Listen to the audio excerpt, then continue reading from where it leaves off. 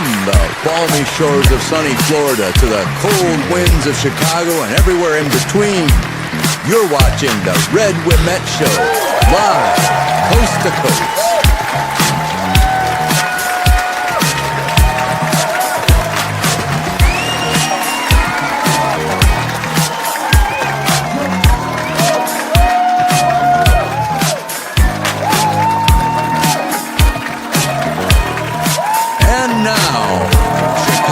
Talk of the town, Mr. Red Wimet.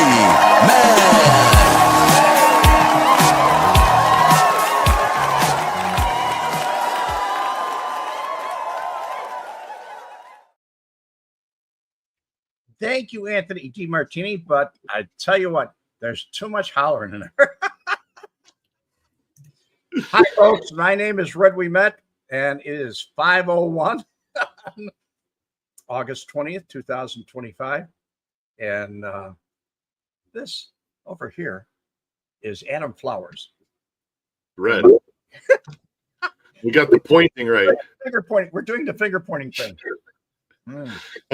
E.T. phone home. Jim Magnifici, you just made me a fool. Cool outro song and vid on Adam's channel. The dancing hole in the wall gang was funny. It made Red laugh. I laughed. And I was like, I made that last night. I was sitting there just screwing around last night, and I was animating the pictures and putting all this, playing around. And Red's like, this is too long. It's just too long. Nobody's going to like this. I said, this is hilarious. This is awesome.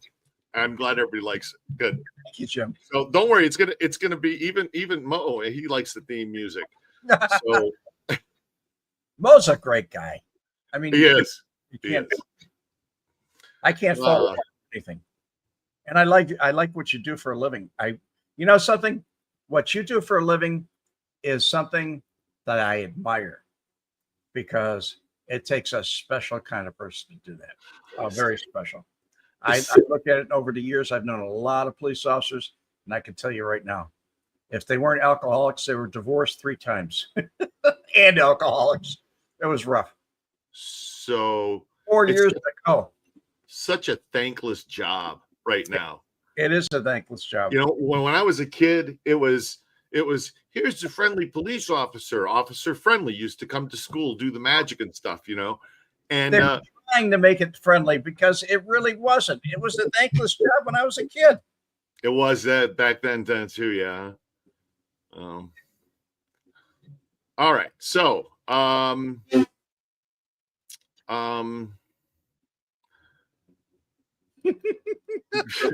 still on the first way, and I don't drink much.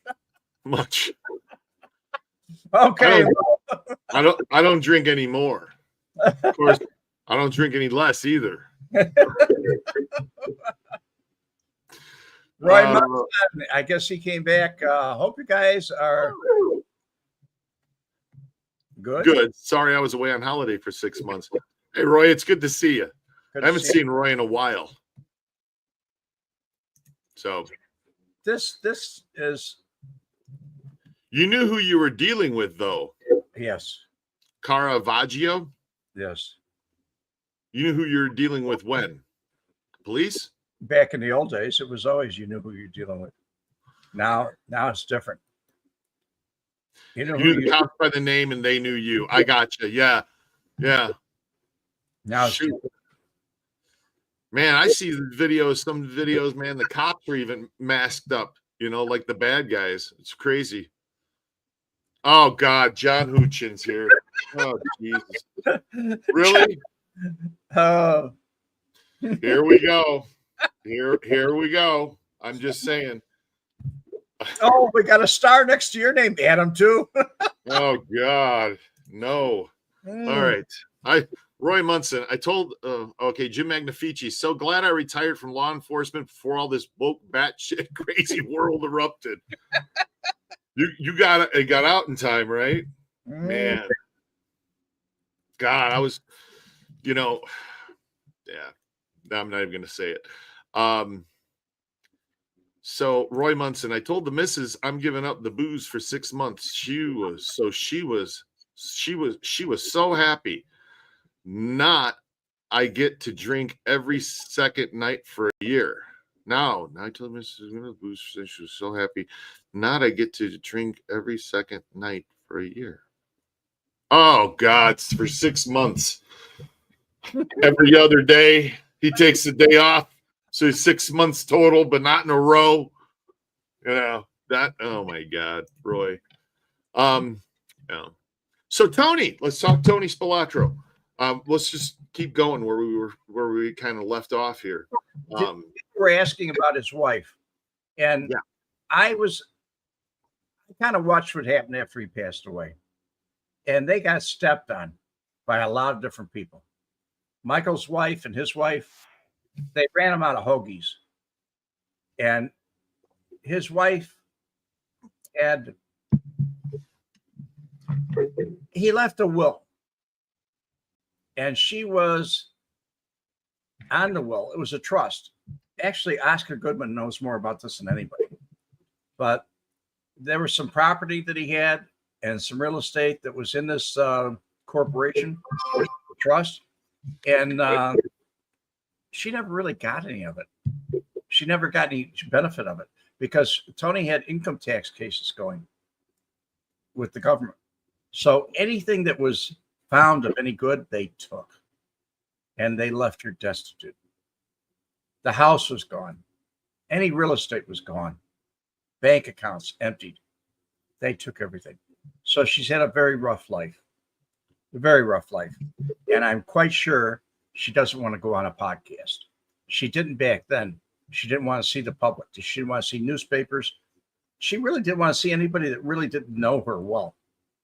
Why would she want to come on here and be a... No. People ask me that a whole lot. I remember, hey, you should, this is 5 years ago, 4 years ago. People said, you should get Nancy on. You should get Nancy on. And it's like, how would you even approach? How would you even approach somebody about that? You know what I mean? You go, hey, you want to talk about your... No, I just...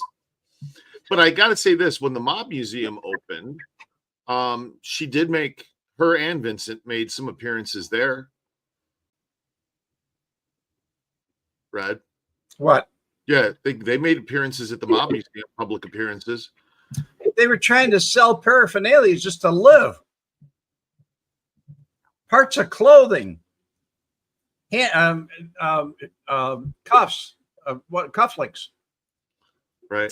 Flash, anything, shoes. They were trying to sell his clothing. I saw, so the Mob Museum doesn't have it. You know who's got a bigger collection than the Mob Museum is Jay Bloom. He had the Mob Experience over at the Tropicana before they dropped the Trop. I saw that. I never went to the Mob Experience to see it. I saw at his warehouse and the staff, he had Bugsy Siegel's daughter, Millicent, was there. I met Millicent that day. She was there, and I always walked around. He had, the tables, all the stuff, all Tony's stuff, all of, this stuff from Giancana, from, it's like stuff everywhere. Bugsy. He bought so much, and he got all the clothes and this, and they had a lot of Tony's stuff I recall seeing over. Obviously, he paid more than the the Mob Museum would pay for it. Mob Museum is notoriously cheap. Where'd you hear that? By seeing what they wouldn't pay for certain things. Right. Because it went someplace else. And Vincent at the time, I think he sold a few things to the Mob Museum.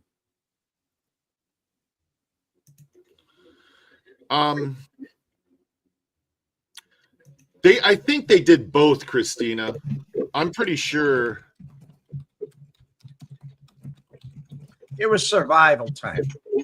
They were in survival mode. They would do anything. Boy. Turnkey. Yeah, hold on. Oh no, you're right.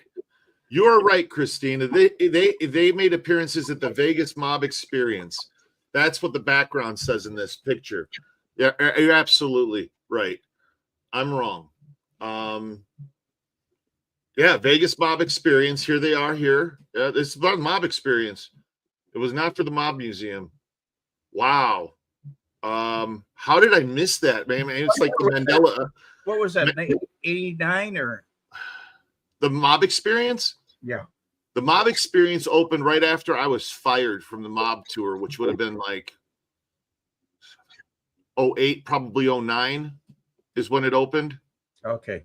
And then it closed. It was only open for a few years, and then it closed. I seen an interview with Vincent. He said it was also to set the record straight on his dad and show the human side of him because he didn't like what they've done to him in casino. I didn't either. There's a lot of people that didn't like it, but I'm sure it hurt the family. There's no doubt in my mind about it. And had they used his name, people say, oh, how come they used Nicky Santoro? Had they used his name, believe me, she would have sued the shit out of him. Is that why they changed? Is it just for legality? Oh, she would have sued the hell out of him. Yeah, it's interesting. How come they were able to use the real names in Goodfellas? I don't know. Some were in prison, and some of them were they were real things. They were facts that happened. Right. And their main staple to that whole thing was what's his name? Who moved out to Arizona? Who moved to Arizona? The good fellow. Henry Hill. Henry Hill. They used his name because he was telling the story.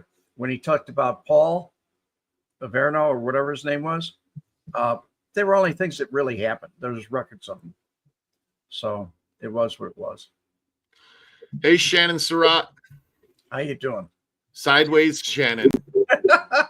Great show, guys. Thanks, Mom. Hey, Mrs. Flowers, how you doing?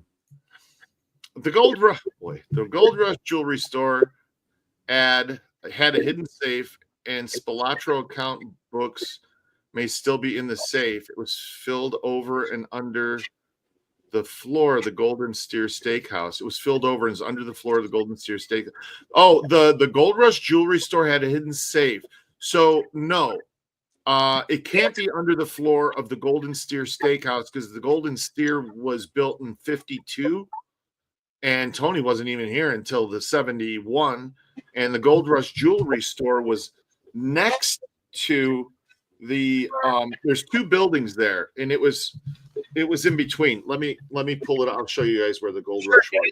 Would have gone to any one of the safes that he had, or all of them that she knew about, and emptied them out if she had to call somebody. Oh yeah. Thank you, Peter. Oh, got a super sticker. Nice. Thank Okay, you. let's see here. I am a little turned around. All right, so here we are. Do you mind if I present something, Red? No, go ahead. Okay. I'll just share this window. All right, so the Golden Steer. Let's jump in here. Where's that turnaround? Right here. Boom. All right, it was a little off. Yep, there we are. Golden Steer Steakhouse. So this is the Golden Steer, and let's see if I got the date right. Established 1958. Okay, it's been here since 58. Now they did just buy the building next to it, I believe, and they expanded the business, so it's a little bit bigger now. But this building's always been here, and then over here, okay, this is where the Gold Rush jewelry store used to sat right here in this lot, and it's been torn down. So if there was an underground safe or a floor safe, something like that, that's where it would be located. And I think she would have emptied it. Oh, well, yeah. I mean. Yeah, how long? I wonder. Did the Golden Steer go out of business, or the Golden Steer, the Gold Rush go out of business before Tony was killed? Yes. Because I remember Fat Herbie Blitzstein was running it. Yes, and he was murdered. Yes, he was. Yes, he was. I remember looking at that. When what's his name? The hit team went out to look for him. What year was that? 1985. For Fat Herbie Blitzstein? No, for Schweiss or for Tony Spilotro. The hit team that went out there with Nick Calabrese. Oh, when they were going to kill him in Vegas. Yes. Right? They were going to spray him down bullets like out in the middle that of was Schweiss's idea. One of them brought a Uzi with. And Schweiss said, I got this great idea. He said, he told me about it. He said, I got this great idea. He said, we'll get him on the courthouse steps. I'll just cut them both down. I'll cut everybody down with the machine gun. And they said, you guys better come back here. Might not be a good idea. We got a better idea. We're going to lure him in. And that's what happened. Yeah. Yeah, that's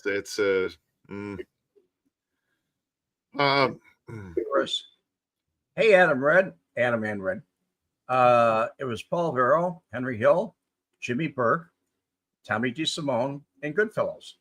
Thank you, too, for the great content and sharing stories. Thank you, buddy. But you're welcome, Chris. Just like that story from Goodfellows, all those people, they weren't alive when they did the movie. Not all of them. Well, but a couple of them were, and the ones that were, like Jimmy Burke or whatever, they were in prison. There was nobody going to sue them for something that was wrong in the script. And saying Nicky Santoro or Tony Spilotro with Rosenthal is like identifying him right away and calling him the little guy and everything else. So it just couldn't be done.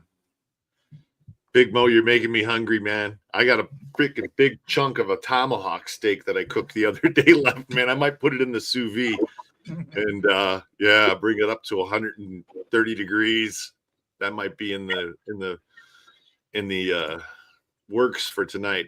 Tony had a store in Circus. That was Anthony Stewart's Limited was the name of it. That made him a lot of money. Ever wonder why he didn't try to open a shop at the Stardust or the downtown hotel casinos that the mob owned? Explain it again, because you explained it earlier. Why? And I love your moniker, Eat a Dick. So I just had to point it out. I'm sorry. So I didn't see it. Eat a whole bag of dicks. So, here's go ahead. What's his name? Don't tell me it's Eat a Dick. MMN. No, it's okay. MMN. This is the way it went. When Tony went out to Vegas, he was going to Deming, New Mexico regularly. And when Phil sent him, Milwaukee Phil sent him. And at the time, I don't know who talked to Phil, but Phil was the acting boss at the time. This is in 1969. He gave him the choice. And he was actually tripping out there. So when he did, he told me that he was going to open up a haberdashery. He didn't say he was going to open up a gift shop or anything, but he told me it was going to be in Circus. And the reason was because the owner of Circus gave that crew, Bill Lombardo, Irv Weiner, and Tony, a finder's fee off the loan they got to build Circus or rebuild it or whatever. But when he told me I'm going to open up a haberdashery when I told Adam about the haberdashery, he said, what's a haberdashery? Not many people use the name, but he did. And it was supposed to be a fancy shop. And I never did see it. It was one of those things that I don't think he wanted me to see it. I think if I'd have walked in the door, he'd had a heart attack on the spot. So you never went to go see Tony in Vegas? No. Charlton's question. Deborah Day, thanks for having us today, Red and Adam. You're welcome. Thanks for being here. No, that's something I would never do. Chris, yeah, that's true, Red. If they were alive, things would have been very different for sure. Oh, they would have. They would have. Yeah. Okay. Let me translate. Now is in a slippery, sloppy. Now does in it sloppy Herbie Blitzstein. He was a sloppy jackass. Only hidden bank accounts. Book Spelatro was nearly bankrupt in '86, and that's why the Fed stopped turning a blind eye as the skim was getting big. Gotcha. Okay. So, got it. Thank you, Peter. That time for time. Just give me a super sticker, right? Hey, that's nice. You clicked him right off. I'm sorry, I didn't mean to. Sorry. Okay. Thanks, Peter. Bedtime. Hmm. It's 11:30 in the UK almost. Adam, have you ever gone to the Atomic Test Museum? I went a couple of months ago when I was there. Yeah. Scott, it was I've been there. It's nice. I think it's an interesting museum. MMN. Tony had a store in Circus that made him a lot of money. Oh yeah, we got that already. Sorry. I'm behind in the I'm really behind in the comments. Holy cow. Let's see. Red. Think of the actresses or models you could have had go to Vegas to visit. I did many times. Okay, well, there you go. See? But you didn't have to go to Vegas to do that. No, but I thought about the ones in Vegas. And I'll tell you why I thought about the ones in Vegas. Because of Tony. He talked. That's what we talked about, women. Oh, when he'd come in and visit? Oh, yeah. Talk about all the broads in Vegas? Just certain ones. Okay. This is a quote, folks. This is not me saying it, but he told me one time, he said, I saw this cutest little Jew broad. And he said, I took her underneath my wing. And I said, hey, I just listened. That's all.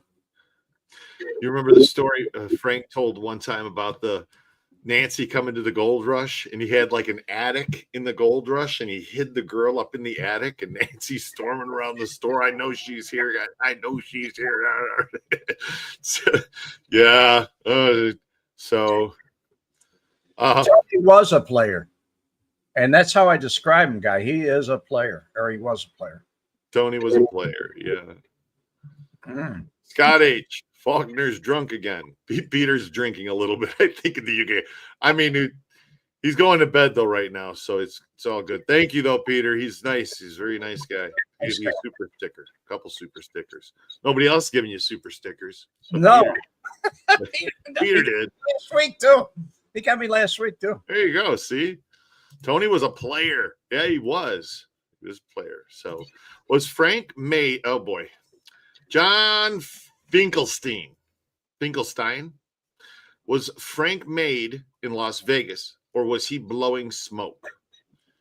So, on his anniversary of his death, you got to ask that on today's day. Really, yeah, it's the anniversary of Frank's.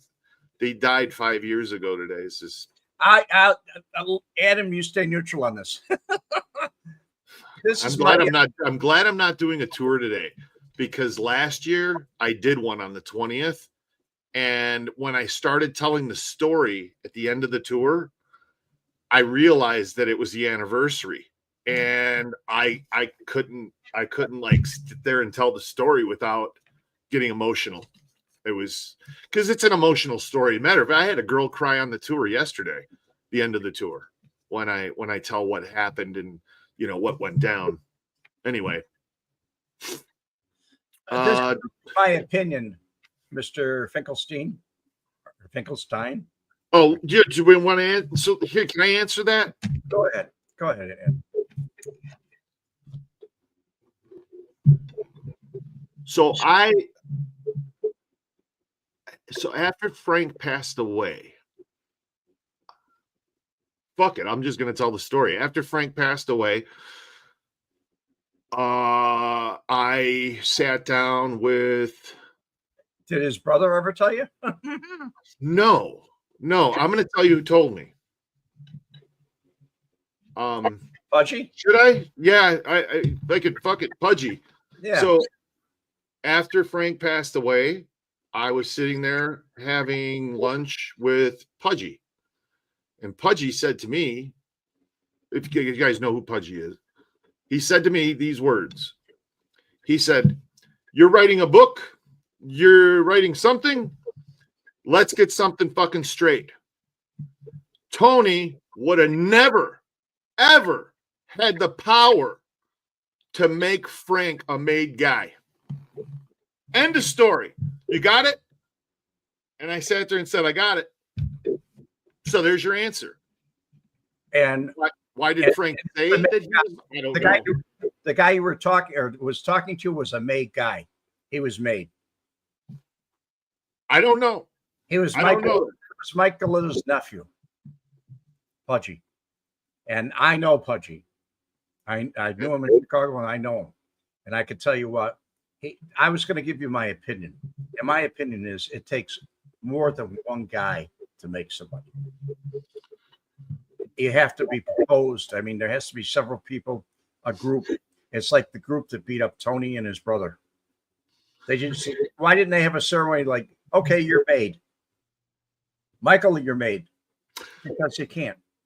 When Frank said that Frank said, Tony just said, you're made. When Frank said, that's when I was made. I was sitting there behind the camera, and through my mind, I was like, did he just say he was made? No, I'm serious, because he always said to me, no, I'm going to tell you a phrase that he said to me once. I find it funny, okay? But he said this to me. Why would I want to be made? I don't want to be made. What the hell am I out there stealing for? I want to enjoy my money. Did you hear that, Red? What the hell am I out there stealing for? I want to enjoy my money. He didn't like cutting it up at all. I'm like, your money? You mean the money, his money? You want to go enjoy his money? That's not yours. You stole it. Mm-hmm. It's like that doesn't. But that was Frank's thinking. Frank's thinking was, according to what you tell me, everything you tell me was, how much can I steal? Easy money. I don't want to work. I want to con people out of it, steal from whatever I got to do.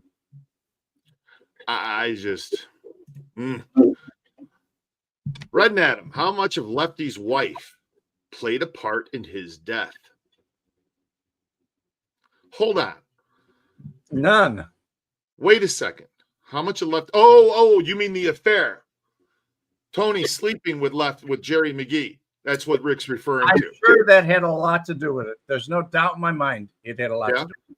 Because that was a big deal in Chicago. We all talked about it. So she died November 9th, 1982. He didn't get killed till 86. So they tried to get him. 4 years? He dodged them out here? Oh, no. There was a lot. Everything was disorganized. A lot of people. Don't forget the Skim operation. They arrested everybody. The Kansas City thing with the Skim, and there were a lot of trials going on. Tony was on trial. A lot of things were going on. So when it actually happened, it was kind of like there were a lot of decisions that could be made right away. Right. And who was going to make the decisions? Who was the one that had the authority to do it? Right. I mean, even Schweiss told me, I'm going around, I'm trying to find out who's got this and who's got that and who's got this and who's got that, because everything was screwed up. In 1986, 87, 88, it was crazy. What happened to Joe? Is he still around? I haven't heard from Joe, Brian. So I hope Joe's doing all right. Pudgy Matassa, yes, that's who I'm talking about. Matassa is a junior, I think. So I didn't think Tony could either, as just a capo, make him.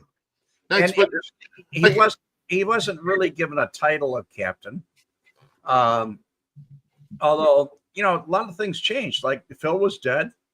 And a lot of people just, changed. Milwaukee Phil had passed away in prison. wait, did you just say that guy was made? Oh, Pudgy. yes.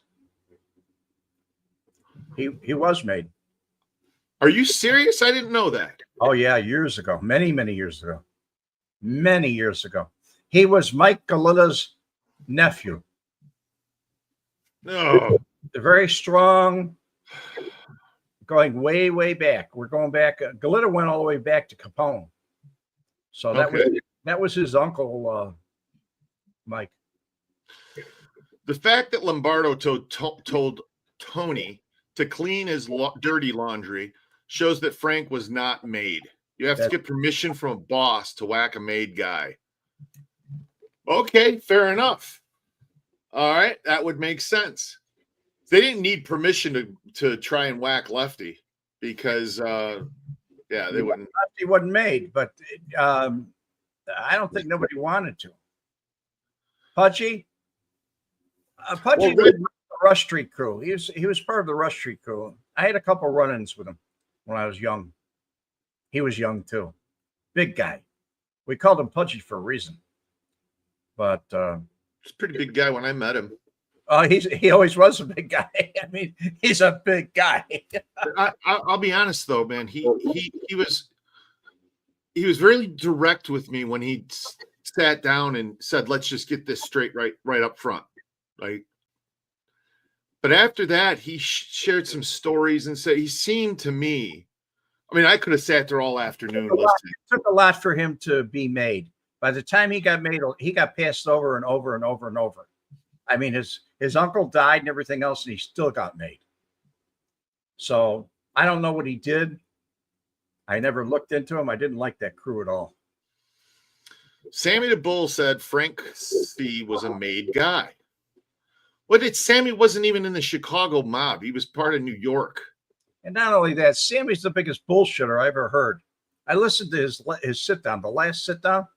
It took him an hour to tell a story that was really only 5 minutes long. It was the biggest word salad I ever saw him on. And he kept going and he'd go on and on and on. I'm waiting for the dialogue. I knew where it was going, but he just dragged it out for an hour. Yes, he was bigger than that, way bigger than me. Oh yeah, huge. Rick Charlton. I got a picture of him. Wonder if it could have been Tony told Frank to do something, and Frank said, "I'm not made, Tony. Damn it, Frank, I'll get you made. Get it done." No. The way Frank described it was, somebody tried to nail him down on this, and he said, I remember this. Adam, you can look it up in your video or in your videos. But he said, how somebody a question challenged him, said, "How could you get made?" And he said, "Tony made me." So I didn't like to trigger Frank. I tried not to trigger him. Okay. And the little shit, you could say the stupidest thing and it could set that guy off. So I tried not to. And when it came to us doing the YouTube channel, I would sit down. I didn't even know what the hell I was doing when I started. I had no idea the format. I had no idea what we were doing. I just knew I had to record his stories and try and get the stories out of him. The only best way was I would read him the comments that people would write in the videos. And I would read them and ask him the questions in the comments. And it was asked several times, how were you made? And were you made? And I remember so a lot of people who were from Chicago, they never saw it. And, even when he was on the witness stand, when he was talking, nobody, they said mob associate. That's all they said. Yeah. Zero, welcome to the channel, Zero. We still keep seeing from time to time articles about numerous outfit soldiers getting charged with crimes. It seems like they are still active in some regard. All right. So are there guys connected to each other? A little quid pro quo, a little tit for tat, a little, I'm the mayor of this township. Your nephew has a paving company. I'll give him the contract to do our roads. And at Christmas, I want that boat. That's going to happen. That's quid pro quo. That's gone on since the beginning of time. Is there a boss? Is there organization? Is there money being passed up? No, that's over with. It's gone. It's done. Is there crime? Fuck yeah. There's going to be crime, and it's never going to stop. But organized in the outfit and what it was. Oh, there's a bunch of goofs running around, young people that run around. When I say young people, I mean they could be in their 30s or 40s. That said, oh, I'm connected. If you don't watch out for me, the outfit's going to take care of it. Well, that's not, it doesn't happen anymore. Turnkey, Sammy the Bull is a decent storyteller. I think he's been told that and realizes that is how he makes his money online.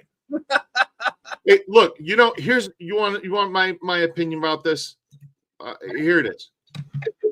You roll. You admit to 19 murders, right? The government says, hey, we'll let you go if you roll on these guys and keep your money. And what does he do? He rolls, he moves out to Arizona, and he starts the biggest ecstasy operation in the country.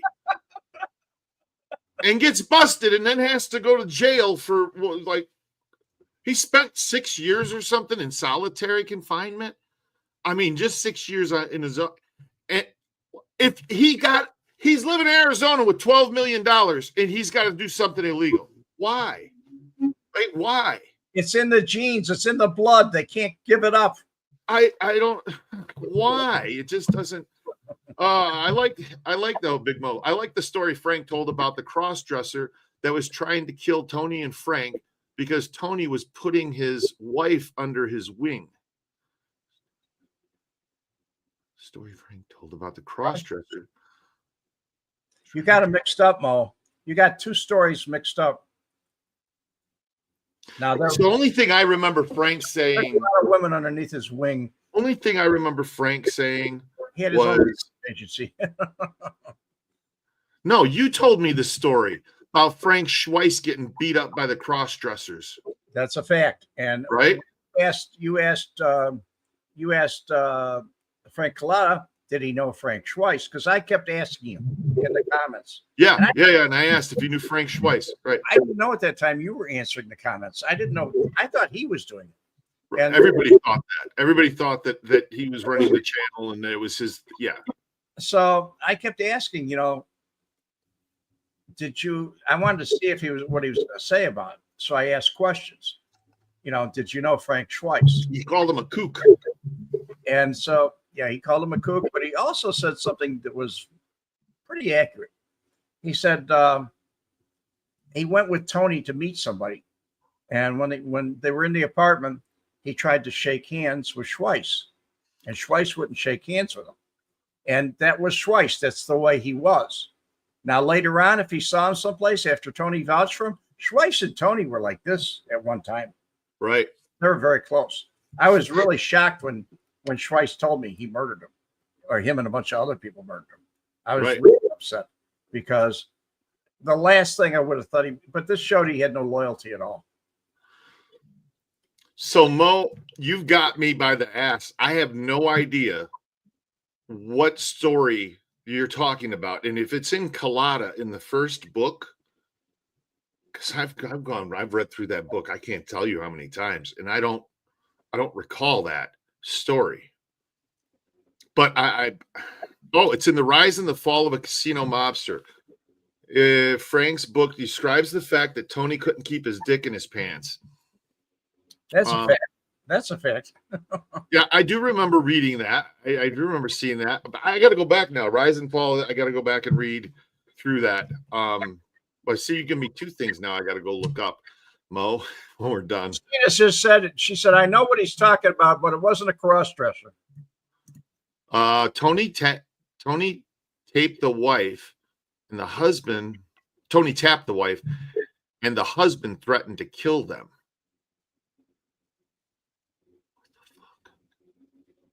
I don't remember that. I gotta read. The guy got arrested. The guy was arrested dressed as a female. The husband wanted to kill them, and he was arrested.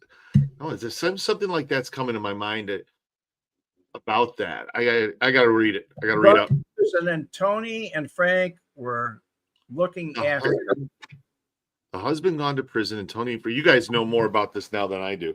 It's in his book. I'm gonna have to read it up. Yes. Okay. Yes. Yeah. Okay. They know what the story is. I don't. I'm in the dark. I'm supposed to know these things. I gotta read. I gotta go sit and read. Ishmael.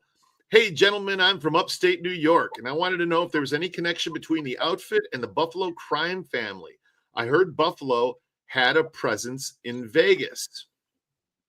None. They might have had some kind of influence, but after the Appalachian meeting in the 70s when Atlantic City opened, that's when the East Coast said, we're out of Vegas, and Chicago, you stay the hell out of our Atlantic City. And so Chicago then was kind of in charge of, specifically Tony, because he was the made guy out here in Vegas. Now, if other people were out here, what they would do was Tony would send Frank Collada and other people to cause them problems, rob them or whatever. And word would get around, oh, he's with Tony. And so they would go to their boss and say, we got made by so-and-so, that's where we lost the money this week or this month. And they would say, okay. And they would call somebody. They call Chicago and they would call Tony. And then Tony would get paid. He would get a percentage to take care of them. Protection money. There was a lot of that going on. It didn't care where you were from. If you were connected and you were out in Vegas, if you were from Cleveland, if you're from Detroit, Buffalo, didn't make any difference. Your muscle was no good in Las Vegas. You're a what in Las Vegas? The muscle was no good in Las Vegas unless you're from Chicago. Ah, I see. John Wallace. Hello, gentlemen. From the 19th most dangerous city in the world, Albuquerque, New Mexico. How you doing, John? I just tried to grab that book to search through it. I don't have a card on file. Anyway, all right. Dressing like a female just might skirt the issue. Oh, Ron. Ishmael, that makes sense, Adam. Thank you. Glad that it does. Adam, have you heard the documentary? Oh boy, about the Vegas shooting at Mandalay Bay. It's called Route 41. All right. Yeah. So Jim, it's not. It's called. It was the Harvest 91 Festival, because it's on. That was Highway 91, the strip, way back long ago. And it's called 11 Minutes, and it's on Paramount Plus. And yes, I did watch it. And when I was building the Vegas crime tour, my main question in my head was, how the hell do I tell this story without upsetting people about that? Because to date, it's still the worst mass shooting in the history of our country. How do I tell that story? And once I watched that Paramount Plus 11 Minutes, I said, I know how I'm doing it. And that was like one of the things that helped me with that. Yeah. That building that tour. Anyway. So yeah, I did see it. And if you guys, it's really good. If you want to, I mean, it's interesting. Let's put it that way. I'm going to say it's good. It's not good in that way, in that sense. I'm not trying to say that. I'm saying it's a well done documentary. That's what I'm trying to say. I remember The Sopranos, the fat dude wearing the assless chaps. Oh God! You just gave me a grass. Could they put that on TV? Yeah, they did. They must have. Yeah. Maybe that's one of the many reasons I did not watch The Sopranos. You didn't watch The Sopranos? I watched one thing, and Tony Soprano was going to see a psychiatrist, a female psychiatrist. Yes. And I thought about it because I knew some of the people that I knew, and I thought, no, not one of them would ever see a psychiatrist. They wouldn't trust the psychiatrist to even talk to them. But if they did, they sure wouldn't want to let it out, because the vultures would have come in and destroyed them. Believe me. So I'm going to tell you a secret. Okay. I've never watched The Sopranos either. I watched like an episode or two. Okay. Like I tried to get into that show because everybody was, The Sopranos, and I tried to get into it and I couldn't when it was on air. And then I tried again a couple of years ago to do it, and I couldn't get into it. I'm like, again, that opening scene where he's sitting there in the shrink's office and he saw him. I thought the same thing, like, oh yeah, this could never happen. Like this wouldn't happen. Have some kind of anxiety issue or something like that? Yeah, he was having anxiety and all this shit, and he was like, and she's like, well, what do you do for a living? And he's like, I'm in the whatever industry, and he's lying to her. You're like, oh, he's sitting there lying to the shrink, and Now, were they in New Jersey or New York? I think it was Jersey. I think so too.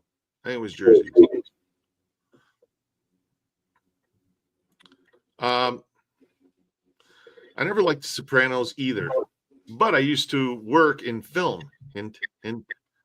Turnkey worked on The Sopranos. You worked on it and didn't like it, huh? I can't blame you. Doug Ross. I've seen 2 or 3 episodes, but not even in their entirety. And yeah, it's Jersey. It's Fantasyland. Yeah. I don't know. I didn't like the movie. The movie Casino was entertaining, but as far as giving information, I mean, this is what we're talking about here today is Tony, and he was a big part of the picture. I think Rosenthal was a bigger part of the picture, but Tony was a very dynamic part of the picture. Right.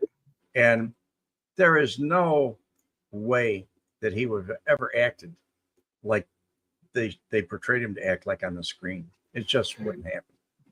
I think maybe the only one thing on the screen that they did portray was when he was going to the motel and seeing Jerry at the motel.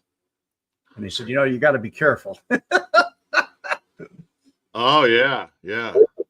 And that seemed very accurate. But the rest of it, no. That was at sanitation business. That's what he said he was involved with, the sanitation business. Most of them. Thanks, Mom. Thanks. Mom watched the whole thing. She got into that show. She liked it. So, if you're entertained by it, why not? Yeah, it's entertainment. It's like that Tulsa King, It's like Ozark. If it's entertaining, great. It's like Breaking Bad. It's just it's not gonna. Mr. Hoffman. What was Rosenthal's education background? He finished high school. He finished high school. That's it. He was probably one of the few that did. Tony never finished high school. Frank never finished high school. Joey Lombardo, he finished high school. He did. Who else did? I'm thinking about that right now when I said it. Like Giancana, Cardo, these guys, they didn't. So Joe Lombardo did. Huh. It Jimmy was Gozo? Yeah, he did. He finished. Jimmy Gozo did, yeah. He was a thief too. A real. They did him and Lombardo, and some other people. They did the Dunhill lighters, Dunhill robbery. Yeah, that was a big one. They had more lighters and cigarette lighters and Dunhill products laying around that they didn't get rid of. They were passing them around. But Rosenthal, he was pretty sharp. I mean, he was around college-educated people. Right. And he was another socializer. He wanted to go someplace in the world. Networking his way to the top. Mm-hmm. Plus, you know, he got a lot of information from about sports teams and whatnot. He had to know people, right? Yeah. Money. He knew right away that you could buy whatever you wanted. If you spent enough money, people were for sale.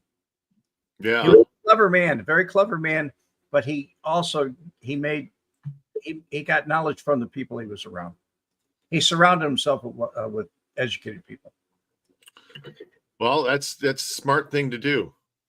He was very aloof. He always thought he was smarter than the other guy. He had a very aloof attitude. So I got a kick out of in the movie where he's talking over in the office with the one guy, and he said, you know, maybe you could give my nephew a better place here or down the road, someplace like that. And he just says, no, he's incompetent. Can't use him. But he always thought of himself as a little bit better than other people. Jeff Holmes, Adam, tell us what Frank got so mad with you about that time. You had Frank on the show, next show, and Frank actually apologized to you on the show. At you. Huh? What's that? He was screaming at you. Yeah, no, that wasn't even really screaming. I saw him get way more upset than that. My father passed away July 9th. I sat with my mom for a couple of days, and then I started getting worried because Frank was by himself, and I went over to help Frank out. This is when I was changing bed sore bandages and shaving him and helping him in and out of the bath and rubbing lotion on his back because he was itchy, and I was still all of this. I was taking care of him. And we were working on a video, and I said to him, because I was trying to shoot as many as I could that day. And I was kind of in a, I don't know, surreal state. And also, you told him we got to be 6 feet apart. So you were across. Yeah. No, we both already were sick. He was still sick at that point. And I was just getting over it. And so I said to him, how many more do you want to do? How many more, episodes here do you want to do? 20-minute episodes, whatever they were. And he said 3. And I said, so this was 1, and then you want to do 3 more? And he said 3. And I said, including this one right here that we're doing now? And he said 3. 1, 2, 3. What don't you understand about that? And I was like, wow, he's being a dick. Like, it's just like I was kind of taken aback, but I was like, wow, like you're a man. So when I got home that night and I was editing, I was going to edit that out. I was going to edit it out. And I decided, no, I'm going to leave it in. Let him see the real Frank. I'm going to leave it in. Fuck it. You know what I mean? I'm going to leave it in. And I always ran them by Frank before posting them, just in case he got a story wrong, something like that. Because that happened a couple of times where he called me after we watched it, and he's like, "Oh, that's not right. That's not right." And I said, "Okay, let me take that part out." Like I did that a few times where I took stuff out that was incorrect. Because after he told the story and then he thought about it and listened to it, then he went, "Oh, wait a minute. I said what?" And he would, yeah. So anyway, I didn't run it by him, and I just posted it. And he called me that night, and he called me apologizing that night. And he's like, "You got to get over here. We got to do another one. I got to apologize to you on the show." So the next day I was over there. Anyway, that's the story. Would you consider Steve Wynn as being connected? His father ran a gambling bingo hall for Meyer Lansky. Nah. Steve Wynn was a pretty innovative guy. Steve Wynn was the only person that Howard Hughes sold property to. Mhm. It's the only person. He bought a little strip of land in between Caesar's Palace and Flamingo Road. And then he started rumors that he was going to build on that property and lock Caesar's Palace out. He paid Howard Hughes $1 million for the piece of land, and a week later he sold it for $2 million. That's a smart dude. That's a smart dude. I'm just saying, like, that's a smart dude. So Very good. Mr. Hoffman, I find it ironic. Many of the criminal bosses insisted their kids become professionals, lots of attorneys and physicians. They don't want their kids to get into that. Cafano's nephew, Fat Lenny Cafano's son, he became a lawyer. They all wanted to be lawyers, doctors, whatever. Yeah. Why didn't the mob control Howard Hughes? So Mo, you got to read this book. It's called Family Secret, and it's by Robert Warren Hull. Robert Warren Hull, Family Secret or Family Secrets. That book at the end explains why Howard Hughes came to Vegas. It's a theory anyway, why he came to Vegas and took. They didn't control him. He controlled them. He came in here and he took their little casinos from them one by one. Went down, starting with Mo Dalitz with the Desert Inn, the Silver Slipper, down the list. Till he tried to buy the Stardust, and that's when the government went nope. Laxalt was the governor at the time, and he would send him a letter every time that he bought a casino. Hey, you owe me another one because I got another one of these guys out of here. And look, you owe me another thank you. I got another one of them out of here. And it was basically in the book, they say he was on a vengeance streak because of what the mob did to his right-hand man, Archie McDonald. Archie was his fixer. When Howard Hughes hit the person with the car in Hollywood when he was drinking, or in L.A., he was drinking. The guy that night, a witness said, "Oh, I saw him. The guy was in the crosswalk, and Howard was going too fast." When it got to court, the guy got on the stand and said the guy was not in the crosswalk, and Howard was being very safe. Archie fixed it. Well, Archie's son was killed. Okay, Robert McDonald. And Robert McDonald is supposedly the person that shot Benjamin Siegel. And he ended up killing himself and killing his wife with an M1 carbine rifle within 3 months of an M1 carbine rifle being used 2 miles away from where he committed suicide. I mean, it's a good story. Family secret. Many billionaires, turnkey, are involved in their own brand of organized crime. Very true. Sure. They took it over. Christina Morris, another brilliant show, guys. Thanks. Thank you, Christina. Yeah, and Mo, really, seriously? Mo. I thought I went with the Virginia Chicky Hill that shot. Wait till you read this book. It lays it out, man. There's a couple of videos online that people say that Virginia Hill's brother is the one that killed him. Mm-hmm. I say it on the Vegas Mob Tour. I do. After you're gone, people are going to say, "Oh, Adam used to tell me that," so it's true. That's what I mean. I do.